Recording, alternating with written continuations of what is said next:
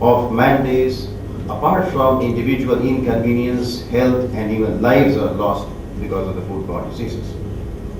Nearly 30% of all diseases are believed to be foodborne.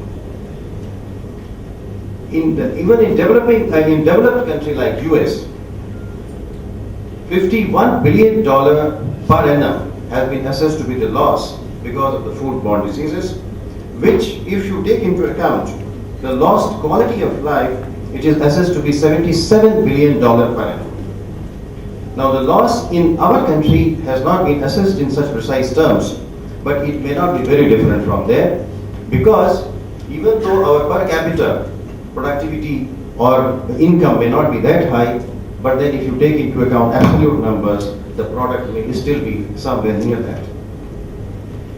Food-related diseases is another thing which we must keep in view, because it's not only foodborne diseases have got a very limited definition, but food-related diseases which includes like diseases which are caused because of the contaminations, because of high say certain prevalence of TFAs, the trans fatty acids, sugar, salt, all these things, cardiovascular disease, hypertension.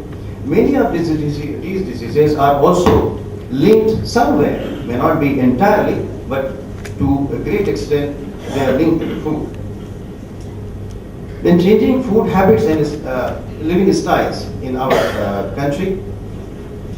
With the progress during last 10-20 years which we have seen, opening up of the economy and the growth rate, there are larger number of people who are in urban areas, or their styles of living are changing, and even in rural areas now there is a greater reach of processed and packed food. And the moment we say that, we have to get into all these issues which are involved in the safety of such foods.